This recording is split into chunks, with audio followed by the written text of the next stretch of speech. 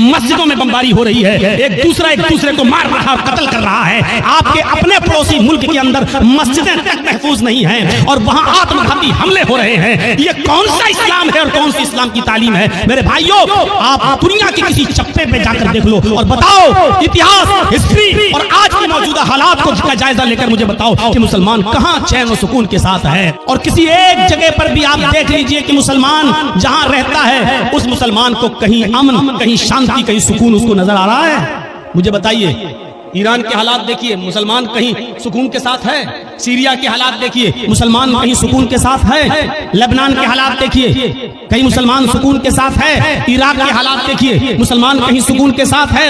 فلسطین کے حالات دیکھیے، مسلمان کہیں سکون کے ساتھ ہے؟ اردن کے حالات دیکھیے، مسلمان کہیں سکون کے ساتھ ہے؟ مجھے دنیا کا کوئی ایسا چپا بتائیے جہاں مسلمان رہتا ہے اور وہاں سکون کے ساتھ ہو۔ آپ اپنا پڑوسی ملک دیکھ لیجئے، مسجدوں میں بمباری ہو رہی ہے، ایک دوسرے کو مار رہا اور قتل کر رہا ہے۔ آپ کے اپنے پڑوسی ملک کے اندر مسجدیں تک محفوظ نہیں ہیں اور وہاں آتم گھاتی حملے ہو رہے ہیں۔ یہ کون سا اسلام ہے اور کون سی اسلام کی تعلیم ہے؟ میرے بھائیوں، آپ دنیا کے کسی چپے پہ جا کر دیکھ لو اور بتاؤ، اتہاس، ہسٹری اور آج کی موجودہ حالات کو جائزہ لے کر مجھے بتاؤ کہ مسلمان کہاں چین و سکون کے ساتھ ہے؟ ضربت علیہم الذلۃ والمسکنہ، اتنا ذلیل، اتنا رسوا، اتنا انسلٹڈ، اتنا ذلیل اور رسوا دنیا کے کسی دور میں نہیں ہوا تھا جتنا آج کے دور میں مسلمان ہے۔ کیوں؟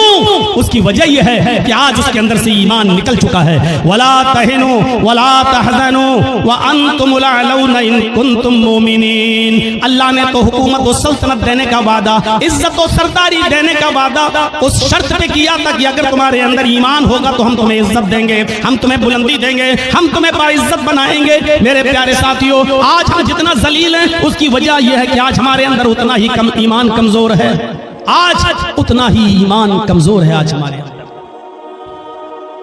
ابھی کوئی کہہ دے کسی کا چہرہ دیکھ کر، اور میں نے یہ دوسروں کو تو چھوڑو، میں نے اپنوں کو دیکھا ہے، اپنوں سے مراد سمجھ رہے ہیں شیر شاہ برادری کو، اور بھی کھل کے کہہ دوں اہل حدیثوں کو، بس ایسے ہی ارے باپ تمہارا چہرے پہ دیکھو بہت مایوس پریشان نظر آتے ہو، دیکھیے دھول میں لاٹھی مار رہے ہیں، حقیقت پہ ہمیں کچھ نہیں معلوم۔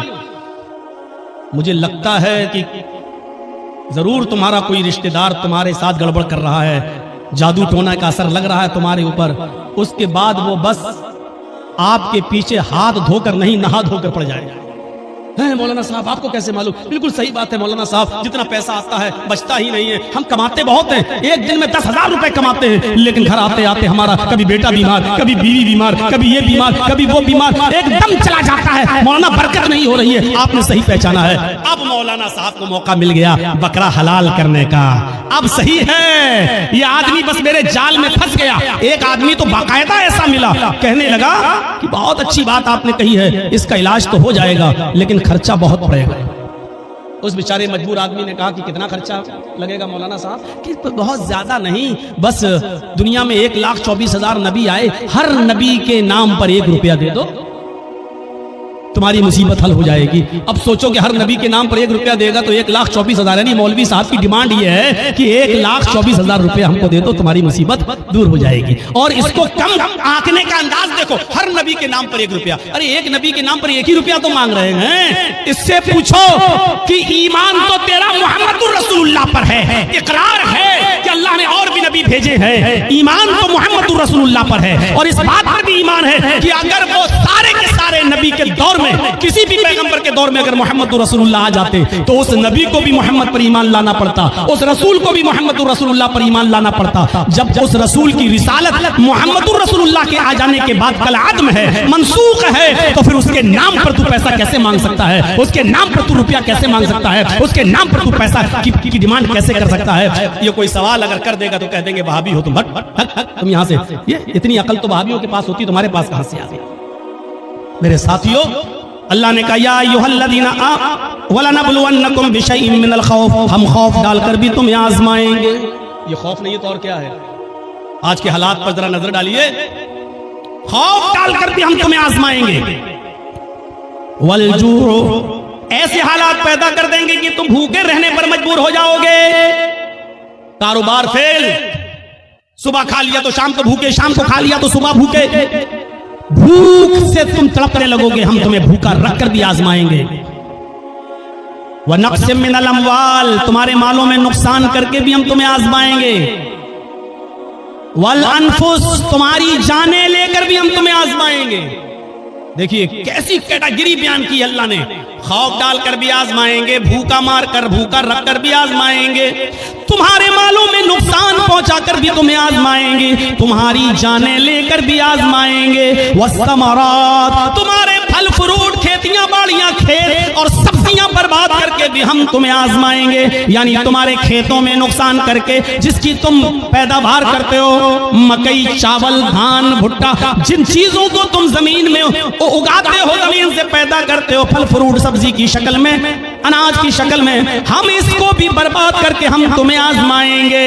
इन तमाम शक्लों में हम तुम्हारा एग्जाम लेंगे, हम तुम्हारा इम्तिहान लेंगे। वबश्शिरिस साबिरीन, ऐ मोहम्मद सल्लल्लाहु अलैहि वसल्लम, मेरे जो बंदे इन तमाम चीजों में सब्र कर लें और अल्लाह के अलावा किसी और का दामन न थामें, अल्लाह के अलावा किसी और का दामन न पकड़ें। अल्लाह कहता है वबश्शिरिस साबिरीन, ऐसे लोगों को जन्नत की बशारत दे दो, ऐसे लोगों को जन्नत की खुशखबरी सुना दो, इन लोगों के लिए जन्नत है। हम मुसलमान बने फिर रहे हैं, खौफ बर्दाश्त नहीं कर सकते हैं, मालों में नुकसान हो जाए तो अल्लाह को दोष देने लगते, मैंने क्या बिगाड़ा है। काफिरों को मिले हूर व कसूर और मुसलमान को फकत बातें होर। दुनिया में सारी नेमतें बेनमाजियों बेरोजगारों के पास मौजूद हैं और हमें कुछ नहीं मिल रहा है, हम इबादत कर रहे हैं तो और ज्यादा परेशानी, आप अल्लाह से शिकायतें करने लगते हैं। मेरे भाइयों, ये सबसे बड़ी जिहालत है हमारी, ये सबसे बड़ी जिहालत है हमारी। हमें पक्का और सच्चा मुसलमान बनना है, हमें यह देखना है कि हम अल्लाह की इबादत के साथ साथ उसकी मखलूक का कितना हक अदा कर रहे हैं। अरे तुम तो इंसानों की बात करते हो और चर्चीस तुम तो पड़ोसियों की बात करते हो। इस्लाम तो ये कहता है कि किसी भी कबूतर को, किसी भी मुर्गी को, किसी भी जानवर को बांध कर उस पर निशाना न लगाओ। कितने लोग ऐसे हैं जो जानवरों पर निशाना लगाते हैं, कितने लोग ऐसे हैं मुस्तकबिल करीब के अंदर, माजी करीब के अंदर ऐसे बहुत से लोगों को जो मैंने अपनी आंखों से देखा है, जो जानवरों को लड़ाया करते थे। देसी मुर्ग की लड़ाई हुआ करती थी, उनमें नाखून उनके बड़े बड़े कर दिए जाते थे और मुर्ग आपस में लड़ाते हैं। जब तक वो खून खच्चर ना हो जाए और एक मुर्गा जब तक भाग ना जाए तब तक हार जीत का फैसला नहीं होता। पता नहीं अब ये होता है कि नहीं होता है। हमारे उत्तर प्रदेश में ये जहालत आज भी चलती है, मुझे नहीं मालूम कि आपके बिहार और बंगाल में क्या कंडीशन है। मेरे प्यारे साथियों, इस्लाम इस लड़ाई को, जानवरों की और परिंदों की इस लड़ाई को भी हराम करार देता है और मुर्ग को लड़ाकर जख्मी करने वालों को भी मुजरिम करार देता है। मेरे प्यारे साथियों, इस्लाम तो वो प्यारा मजहब है कि एक औरत ने एक बिल्ली को पकड़ लिया और बिल्ली को पकड़ने के बाद बांध दिया और 3 दिन उसको भूखा और प्यासा रखा, यहाँ तक कि वो मर गई। न छोड़ती थी कि वो शिकार करके अपना गिज़ा हासिल कर ले, अपना रिस्क हासिल कर ले, न खुद को उसको खाना देती थी। बिल्ली भूखी प्यासी मर गई। वो नमाजी थी, सुनो, हाँ गौर करो हदीस के अल्फाज पर, वो नमाजी थी, वो रोजेदार थी, वो अल्लाह की इबादत भी किया करती थी, अल्लाह को माना भी करती थी, लेकिन उसने अल्लाह की एक मखलूक बिल्ली को बांध दिया, उसको भूखा रखा और प्यासा रखा और उस बिल्ली को भूख और प्यास की शिद्दत से मार डाला। लेकिन जब ये औरत मरी तो अल्लाह ताला ने उसकी नमाजों के बदले उसको जन्नत नहीं दी, उसके रोजों के बदले उसको जन्नत नहीं दी, उसकी ज़कात और खैरात के बदले उसको जन्नत नहीं दी। अल्लाह के नबी फरमाते हैं अल्लाह रब्बुल आलमीन ने उस औरत को जहन्नम के अंदर दाखिल कर दिया, इसलिए कि उसने बिल्ली को भूखा और प्यासा रखा था और मार दिया। नमाज पढ़ लेने का नाम इस्लाम नहीं है, रोजा रख लेने का नाम इस्लाम नहीं है। इबादत है, ठीक है, लेकिन इस्लाम यह है कि तुम अल्लाह की मखलूक के साथ भी रहम करो। अल्लाह की मखलूक, अल्लाह की सृष्टि के साथ भी तुम्हें रहम का बर्ताव करना है। ये औरत बिल्ली को बांध के रखी थी, जब मरी बिल्ली तो मर गई भूखी प्यासी, लेकिन नमाज और रोजा रखने के बावजूद जन्नत की मुस्तहिक नहीं हुई। और बुखारी पढ़िए, एक औरत ऐसी भी थी जो बदचलन थी। अब बदचलन का खुलासा नहीं करूंगा, आप समझ जाइए कि बदचलन किसको कहते हैं। बस दूसरे लफ्जों में कह दूं कि वो तवाइफ थी, क्योंकि हदीस में फाहिशा का लफ्ज मौजूद है, यानी जिस्म फरोश थी, पैसा लेती थी और अपना जिस्म बेचती थी, बदचलन थी, जानिया थी, बदकार औरत थी। उसने एक जंगल में एक कुत्ते को देखा जो गीली जमीन के पास बैठकर अपनी जबान से गीली जमीन को चाट रहा है। گویا کہ وہ پیاسا ہے اور اس گیلی زمین سے کچھ پانی لینا چاہتا ہے، لیکن گیلی زمین سے پانی نہیں مل رہا ہے۔ حدیث کے الفاظ ہیں، اس عورت کو اس کتے پر رحم آ گیا، اس نے اپنا موزہ اتارا، ایک روایت میں آتا ہے اس نے اپنی اوڑھنی اپنا دوپٹہ اتارا، اس نے اس دوپٹے کو کنویں میں ڈالا۔ ایک حدیث میں آتا ہے کہ اس نے اپنا موزہ، چمڑے کا موزہ چلتا تھا، وہ چمڑے کا موزہ اتارا، اپنی اوڑھنی میں باندھا، اور اس اوڑھنی کو چمڑے کے موزے کے ساتھ جب کنویں میں ڈالا تو کنویں کا پانی اس موزے میں، اس چمڑے کے ساکس میں آ گیا، پورا موزہ اس نے پانی سے بھر لیا، اور وہ کتے کے پاس آئی اور اس نے پانی اس کتے کے منہ کے پاس الٹ دیا۔ کتے نے اپنی زبان سے چاٹ چاٹ کر وہ پانی پی لیا۔ اس وقت تک وہ اس کو پانی پلاتی رہی جب تک کہ وہ کتا پیاس کی شدت سے اس کی پیاس بجھ نہیں گئی، وہ سیراب نہ ہو گیا اور اپنے آپ دم ہلا کر جانے لگا۔ غور کرو اے مسلمانوں، یہ عورت بدچلن تھی، یہ عورت زانیہ تھی، یہ عورت جسم فروش تھی، اس نے نمازیں نہ پڑھی تھی، روزہ نہیں رکھا تھا، لیکن ایک کتے کو پانی پلایا۔ وہ رحمان اور رحیم کی رحمت ایسی جوش میں آئی، اس رب العالمین کی رحمت ایسی جوش میں آئی کہ جب یہ عورت مری تو اللہ کو اس کی یہ نیکی پسند آئی اور اللہ نے اس عورت کو جنت کے اندر داخل کر دیا۔ اسلام یہ بتاتا ہے کہ اللہ اپنا حق معاف کر سکتا ہے، لیکن مخلوق کا حق مارو گے تو اللہ معاف نہیں کرے گا۔ نمازوں میں سستی ہوگی، اللہ معاف کر سکتا ہے، روزے میں سستی ہوگی، اللہ معاف کر سکتا ہے، لیکن اگر آپ نے کسی کا حق مارا ہے تو اللہ معاف نہیں کرے گا جب تک کہ آپ کا وہ بھائی آپ کو معاف نہ کر دے۔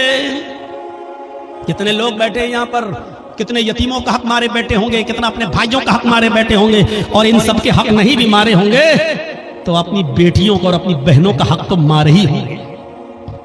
کتنے لوگ ہیں جو یہ کہہ کے جاتے ہیں کہ میرے مرنے کے بعد میرے بیٹوں کے ساتھ ساتھ میری بیٹی کو بھی ہماری وراثت میں سے قرآن و حدیث کے مطابق حصہ دے دینا، اور کتنے ایسے لوگ ہیں کہ باپ کے مرنے کے بعد اپنے باپ کی وراثت میں بیٹوں کے ساتھ ساتھ وہ اپنی بہنوں کو بھی حق دیتے ہیں، اور کتنے ایسے بھائی ہیں وہ مجھے بتائیں کھڑے ہو کر کہ جنہوں نے اپنی پراپرٹی میں سے اپنی بہنوں کو بھی حصہ دیا ہو۔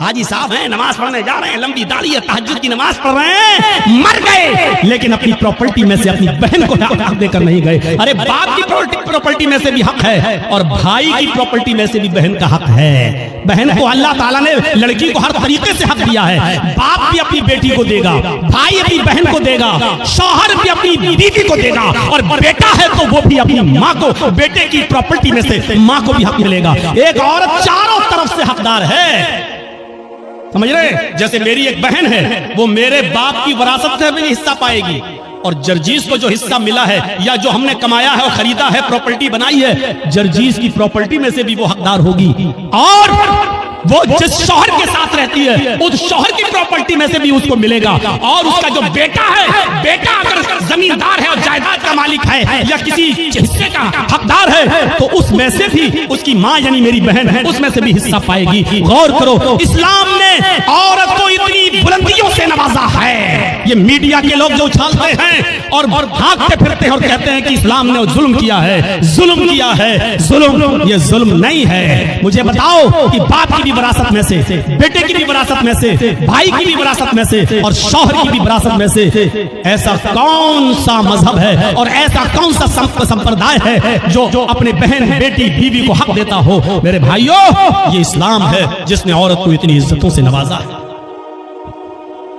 اگر ماں ہے تو کہہ دیا کہ تیرے قدموں کے نیچے تیری اولاد کے لیے جنت ہے، اگر بیوی ہے تو کہہ دیا جو تم کھاؤ وہ اپنی بیوی کو کھلاؤ، جو تم پہنو وہ اپنی بیوی کو پہناؤ، خبردار اپنی بیوی کے گال پر کبھی تھپڑ مت مارنا۔ ایک عورت کو کیسی عزت دی جا رہی ہے، اگر وہ کسی کی بیوی ہے تو کہا جا رہا ہے خبردار اس کے گال پر کبھی تھپڑ مت مارنا۔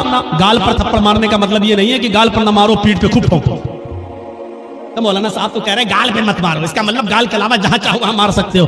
گال کو بولنے کا مطلب یہ ہے کہ سب سے زیادہ نازک حصہ یہ گال ہوتا ہے، یہاں ماریں گے، ہو سکتا ہے کہ اس نے اپنے آپ کو بچایا اور آنکھ میں ہاتھ لگ جائے، انگلی چلی جائے اور اس کی آنکھ پھٹ جائے، تو جب اتنے نازک جگہ پر مارنے کا حق نہیں دیا ہے تو عورت کو مارنے کا مطلب یہ نا گال پر کہ کہیں نہ مارو، किसी कंडीशन में दिया है इजाजत, हम उस तरफ अभी नहीं जाना चाहते हैं, परमिशन दी है किसी कंडीशन में, लेकिन उसमें भी इतने एहतियात के साथ कि तुम हल्की फुल्की मार सकते हो, वो भी तब जब आपकी बीवी आपके मना करने के बावजूद और पंचायत का फैसला मानने के बावजूद भी आपके अलावा किसी दूसरे मर्द को अपने बिस्तर पे बुलाती है और उसके साथ रंग रलियां मनाती है और समझाने के बावजूद भी नहीं मानती है, तो अब एक आखिरी रास्ता यह है कि उसको हल्की फुल्की मार सकते हो, लेकिन उस वक्त भी गाल पर नहीं, और इतनी भी नहीं कि पीठ पर लकड़ी और डंडों के निशान बन जाएं, इतना भी नहीं। और जब आपकी इस मार से भी वो रास्ते पे ना आए, तब आप तलाक के बारे में सोचें, और उसमें भी मोहलत दी कि डायरेक्ट 3 तलाक मत दो, तलाक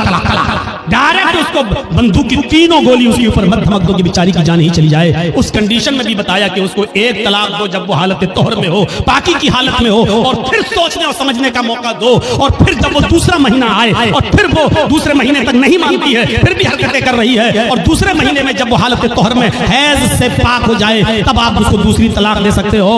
ताकि ये बहुत लंबा एक अरसा हो, यानी इतना मौका दिया है कि एक कमजोर दिल की औरत डर जाएगी नहीं, इतना अब तो आखिरी रह गई है, तीसरे महीने में जहां तीसरी तलाक दी, हम हमेशा के लिए हराम हो जाएंगे, मेरे बच्चों का क्या होगा, ये सोचने और समझने का पूरा मौका दिया है। इससे पहले अगर वो मान जाती है तो आप भी मान जाओ और उसको अपनी बीवी की शक्ल में कबूल कर लो, स्वीकार कर लो। मेरे भाइयों, बहुत संजीदा मजहब है इस्लाम। इस्लाम के अंदर पूरे के पूरे दाखिल होने का मतलब यह है कि उसने जिन कामों के करने का हुक्म दिया उन कामों को करो, और जिन कामों से रोकने का हुक्म दिया उनसे रुक जाओ, यही है इस्लाम। हजरत मुआज इब्न जबल फरमाते हैं कि अल्लाह के नबी सल्लल्लाहु अलैहि वसल्लम ने मुझे 10 बातों की नसीहत फरमाई, मुझे 10 बातों की वसीयत फरमाई। मुस्नद अहमद के अल्फाज हैं, इस हदीस को इमाम अहमद ने अपनी मुस्नद के अंदर नकल किया है, और अल्लामा अलबानी रहमतुल्लाह अलैह ने इसको हसन करार दिया है। फरमाया अल्लाह के नबी सल्लल्लाहु अलैहि वसल्लम फरमाते हैं, हजरत मुआज इब्न जबल फरमाते हैं कि औसानी रसूलुल्लाह सल्लल्लाहु अलैहि वसल्लम बिअशरी कलिमात, कि अल्लाह के नबी सल्लल्लाहु अलैहि वसल्लम ने मुझे 10 कलिमात की, 10 बातों की वसीयत फरमाई। ऐ मुआज, ये 10 काम तुम कर लो, ये 10 काम तुम्हें हर हाल में करना है। मेरे भाइयों, मैं तशरीह करता हुआ चलूंगा, लेकिन शायद मैं 10 तक न पहुंच पाऊं, इसलिए कोशिश करूंगा कि कम से कम 5 चीजें तो आपको बता ही दूं। अल्लाह के नबी सल्लल्लाहु अलैहि वसल्लम ने 10 चीजों की वसीयत फरमाई, और 10 चीजों में पहला नाम ये लिया, ऐ मुआज ला तुशरिक बिल्लाहि शैअन इन कुतिलता हुर्रिकता। ऐ मुआज, तुम कभी किसी भी हाल में अल्लाह के साथ शिर्क मत करना, अल्लाह के साथ किसी को शरीक मत ठहराना, अल्लाह के साथ कभी किसी भी हाल में किसी को शरीक मत करना। इन कुतिलता औ हुर्रिकता, अगरचे तुम्हें कत्ल कर दिया जाए या तुम्हें आग में जला दिया जाए। अरे भाई, 1 घंटा हो गया बोलते हुए, अब तो बैठ जाओ सही से, लगता है स्प्रिंग लगा हुआ है आपके। कुतिलता, अगरचे कत्ल कर दिया जाए। शिर्क बड़ी अजीब चीज है। शिर्क अरबी में शिर्क है, और इसी को अगर हिंदी में कहें तो बहु ईश पूजा, बहु देववादियत, बहुत सी देवी और देवताओं पे आस्था रखना, बहु ईश पूजा, एक ईश्वर को छोड़कर बहुत से खुदा बना लेना, इसी को शिर्क कहा जाता है। मजबूरी की कंडीशन में, मजबूरी की कंडीशन में इस्लाम कुफ्र की इजाजत तो देता है। एक याद रखिएगा मसला, आपकी जान जा रही हो, लोग पिस्टल लेकर खड़े हों, आप जंगल में अकेले हो, आपके दुश्मन आपको कत्ल करना चाहते हैं और आपसे कुफ्र कराना चाह रहे हैं और कह रहे हैं कि ये कुफ्र कर वरना तेरी जान ले लूंगा, तो अपनी जान बचाने के लिए कुफ्र की इजाजत तो है। मतलब अगर वो ये कहें कि अल्लाह को मानते हो, कहाँ अल्लाह का इनकार कर, बंदूक ले कंपट्टी पर रख दे, अल्लाह का इनकार कर, आप जानते हैं ये लोग शूट कर देंगे, मार देंगे, बड़े जिद्दी लोग हैं, तो अल्लाह का इनकार करने से अगर जान बच रही है तो बचा लो। मैंने अपनी स्पीड थोड़ी कम कर दी समझाने के लिए। समझिए पहले कुफ्र किसको कहते हैं और शिर्क किसको कहते हैं। कुफ्र भी हराम है, शिर्क भी हराम है, लेकिन कंडीशन देखिए क्या है। इस्लाम के अंदर सूअर का गोश्त भी हराम है, लेकिन अगर जान जा रही है आपकी, जान जा रही है आपकी और हलाल चीज कोई नहीं मिल रही है, तो जान बचाना भी फर्ज है। अगर आपको सूअर का गोश्त मिल रहा है खाने के लिए, तो इस्लाम परमिशन देता है कि अगर सूअर का गोश्त खाकर जान बच रही है तो जान बचा लो, लेकिन पेट भर के नहीं खाना है, सिर्फ उतना ही खाना है जितने में खाकर तुम्हारी जान बच सकती हो। यह कंडीशन, जान बचाना फर्ज है। लेकिन कहीं फर्ज होने के बावजूद इस्लाम कैटेगरी देखिए, मजबूरी है और जान जाने वाली है, कुफ्र से करने से तो जान बच रही है। अल्लाह के नबी फरमाते हैं कि कुफ्र से जान बच रही है तो बचा लो, लेकिन दिल से अल्लाह का इनकार मत करना। उनके मुंह पे कह देना हाँ हाँ नहीं नहीं मैं अल्लाह को मानता ही नहीं, मैं अल्लाह को मानता, सिर्फ जबान से कहना, दिल में अकीदा नहीं होना चाहिए। और जब वो छोड़ दे तुम्हें तो घर पे आओ, अल्लाह तू तो मेरे दिल का हाल जानता ही है, मैंने मजबूरी में कह दिया था, अरे अल्लाह मैं दिल से तुझे मानता हूँ और तेरा इकरार करता हूँ, अशहदु अल्ला इलाहा इल्लल्लाह व अशहदु अन्ना मुहम्मदन अब्दुहु व रसूलुहु। आपका इस्लाम कोई फर्क नहीं पड़ेगा, क्योंकि आपने जान बचाने के लिए अल्लाह का इनकार किया। अल्लाह का इनकार करने से जान बच रही है तो बचा लो, लेकिन यहाँ कंडीशन क्या है, ला तुशरिक बिल्लाही शैअन इन कुतिलता हुर्रिकता। यहाँ इस्लाम, अल्लाह के नबी क्या कह रहे हैं, अगर तुझे कत्ल भी कर दिया जाए और तुझे जला दिया जाए, आग में डाल दिया जाए, ये काम करा लेना, लेकिन शिर्क मत करना अल्लाह के साथ, अल्लाह के साथ शिर्क मत करना। मौलाना जर्जीस मर गए, जर्जीस की कब्र बन गई, जर्जीस का मजार बन गया, बेटा बेटी अल्लाह से मांगो, आय अल्लाह 10 सालें हो गई, बेटा नहीं हुआ, बेटी नहीं हुई, अल्लाह मुझे नेक बेटा दे, मुझे नेक बेटी दे, ठीक है। अब आप जर्जीस के पास कब्र पे चले जाओ, मजार पे, और कहो बहुत अच्छे आदमी थे, आय अल्लाह तू डायरेक्ट मेरी नहीं सुनता है, इनके वसीले से हम दुआ कर रहे हैं, जर्जी साहब तो मेरी दुआ लेके अल्लाह के पास चले जाओ, जर्जी साहब मुझे अल्लाह से बेटा बेटी दिलवा दो। यही शिर्क है। मैंने कह दिया जो कहना था, समझदारों के लिए इशारा काफी है, कोई जरूरी है किसी का नाम लिया जाए? जब बगैर नाम लिए बात बन रही हो तो नाम नहीं लेना चाहिए। मेरे भाइयों, मैंने अपना नाम ले लिया और क्लियर कर दिया, ये शिर्क है कि अल्लाह को छोड़ के किसी और को पुकारा जाए, किसी और से मांगा जाए। इज़ा सअल्ता फस्अलिल्लाह, सवाल करो तो अल्लाह से, व इज़ा इस्तअनता फस्तईन बिल्लाह, और जब मदद तलब करो तो अल्लाह से। मेरे भाइयों, कोई कंपट्टी पर बंदूक रखकर ये कहे कि मैं पूरी कौम का सरदार हूं, मुझे सजदा कर, मेरे सामने झुक, मेरे सामने सजदा कर, या मेरे सरदार को सजदा करो, ये मेरे सरदार हैं, तो अल्लाह का इनकार करके जान बच रही है तो बचा लो। लेकिन अगर किसी को सजदा करके जान बच रही है तो यहां इस्लाम आपको जान बचाने की इजाजत नहीं देता, सजदा करने की इजाजत नहीं देता। यहां कहा है अल्लाह के रसूल ने, आए माज शिर्क मत करना, अल्लाह का इनकार करके जान बच रही है तो बचा लेना, लेकिन अगर अल्लाह के अलावा किसी गैर को सजदा करना पड़े तो किसी गैर के सामने सर झुकाकर अपनी जान मत बचाना। अगर वो तुम्हें मारना चाहे तो मार दें, कुतिलता कत्ल करना चाहे तो कत्ल कर दें, और रिक्ता जलाकर आग में डालकर तुम्हें कोयला बनाना चाहे तो बना दें, राख करना चाहे तो कर दें। ये अपने जिस्म को दुनिया में करा लेना, लेकिन किसी गैर के सामने सजदा मत कर। अब आप समझ गए कितनी इंपॉर्टेंट बात है। अब हर मुसलमान गौर करे कितना परसेंट मुसलमान है। पहले तो ये गौर करे कि वो मुसलमान है या नहीं, फिर ये गौर करे है तो कितना परसेंट, कितना परसेंट वो मुसलमान है। मुझे तो नहीं लगता कि कोई आदमी 10% भी कह सके कि मैं 10% भी मुसलमान हूं। आगे आने वाले वाकयात, अभी हम चल रहे हैं आपकी तरफ। मेरे भाइयों, अकल भी नहीं मानती इस बात को। आप बताइए, आप यहां रहते हो भुलकी में, और आपकी बीवी भुलकी में रहती है, और आप मेहनत करने दिल्ली गए, और दिल्ली में कोई आदमी मेहनत कर रहा है, यहां से आया बेचारा और वो घूमने आया, आप ही के गांव का है भुलकी का। अब आपने दिल्ली में एक साड़ी खरीदी 5000 की, 10,000 रुपए की खूबसूरत साड़ी खरीदी, और खूबसूरत साड़ी उसके हाथ में देकर कहा कि भाई तुम तो भुलकी जा रहे हो ना, उत्तर दिनाजपुर मेरे गांव में जा रहे हो ना, ऐसा करो कि ये साड़ी मेरी बीवी को दे देना। शौहर ने मेहनत की, मजदूरी की, अच्छा कमाया, और उसके बाद एक साड़ी खरीद कर अपने दोस्त को दी और कहा कि मेरे गांव में जाना और मेरी बीवी को दे देना। दोस्त घर पे आया, दरवाजे को दस्तक दी, बीवी ने दरवाजा खोला, आइए बैठिए, क्या हुआ? आपके हस्बैंड ने आपके लिए साड़ी भेजी है। उसने साड़ी दी, ओह इतनी खूबसूरत साड़ी, आइए आइए बैठिए, चाय पी के जाइए। उसने दरवाजे खोले। अब हकीकत क्या है, उस औरत को तारीफ किसकी करना चाहिए, शौहर की या साड़ी देने वाले की? आपकी अकल भी कहेगी यार जिसने साड़ी भेजी है उसकी तारीफ, कितने अच्छे हैं मेरे शौहर, देखो इतनी दूर से भी मुझसे कितना प्यार करते हैं और मुझे कितना मानते हैं, मेरा ख्याल रखते हैं, साड़ी भेजी। अब वो औरत बजाय शौहर के तारीफ करने के अपने दिल के सारे दरवाजे इस साड़ी लाने वाले के लिए खोल दे। एक्सक्यूज मी, آئیے چائے پی لیجئے، آپ کتنے اچھے ہیں، آپ ہمارے لیے ساڑی لے کے آئے ہیں، چلیے کہیں ڈیٹ پہ چلتے ہیں، چلیے کہیں گھومنے چلتے ہیں۔ اسی کی تعریف کے پل باندھنے لگے۔ اور شوہر کو اگر پتا چل جائے دلی میں بیٹھے ہوئے آج کے اس کمپیوٹرائزڈ دور کے اندر کہ کمبخت ساڑی میں نے بھیجی اور بے غیرت دل دے بیٹھی ساڑی دینے والے کو وہیں سے موبائل کرے گا، فون کی گھنٹی بجے گی، بیوی اٹھائے گی، کچھ سنے گا نہیں، کہے گا طلاق طلاق طلاق۔ کم بخت ساڑی میں بھیجوں تعریف دوسرے کی کر رہی ہے، ساڑی میں بھیجوں گھوم رہی دوسرے کے ساتھ۔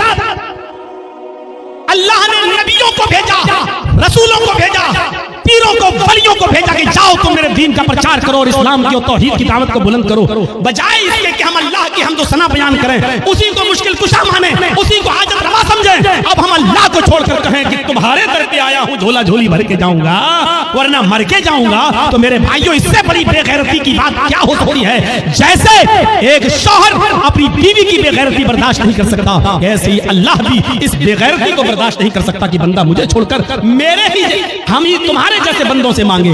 ارے تم کو کھانے کی ضرورت پڑتی ہے، ان کو بھی پڑتی ہے، تم پیتے ہو وہ بھی پیتے ہیں، تم کو بخار آتا ہے ان کو بھی آتا ہے، تمہیں سر میں درد ہوتا ہے ان کو بھی سر میں درد ہوتا ہے، تم کو پیشاب و پائخانے کی ضرورت ہوتی ہے ان کو بھی ہوتی ہے، وہ خود ہماری روزی روٹی کے محتاج ہیں، وہ خود ہمارے مدد کے محتاج ہیں، وہ تمہاری مدد کیا کریں گے؟ میرے پیارے ساتھیوں اس چیز کو سمجھ لیجئے تو اسلام کے اندر پورے کے پورے آپ داخل ہو جائیں گے۔ تو پہلی چیز یہیں پر اسٹاپ، لا تشرک باللہ شیئا ان قتلت او حرقت۔ پہلی چیز کاٹ دیا جائے، ٹکڑے ٹکڑے کر دیا جائے یا جلا دیا جائے، اپنے آپ کو جلا لینا، کٹوا لینا، لیکن غیر اللہ کو سجدہ نہ کرنا، شرک مت کرنا، پہلی چیز۔ دوسری چیز آئیے نوجوانوں تمہارے لیے بہترین چیز، وَلَا تَحُقَّنَّ وَالِدَيْكَ وَإِنْ أَمَرَاكَ أَن تَخْرُجَ مِنْ أَهْلِكَ وَمَالِكَ۔ کبھی کسی بھی حال میں اپنے پیرنٹس کی، اپنے ماں باپ کی نافرمانی مت کرنا، ان کے ساتھ برا سلوک مت کرنا، ان کا دل کبھی مت دکھانا۔ آگے والے جملے میرے بھائیوں ہماری آنکھیں کھول دیں گے۔ وَإِنْ أَمَرَاكَ أَن تَخْرُجَ مِنْ أَهْلِكَ وَمَالِكَ، اگر جے تمہیں تمہارے والدین، تمہیں تمہارے ماں اور باپ دونوں تمہارے گھر سے، اپنے گھر سے نہیں، وہ تو گھر ہے ہی، تم نے محنت کر کے جو گھر کمایا ہے اور بنائی ہے بلڈنگ، اور تم نے جو شادی کی ہے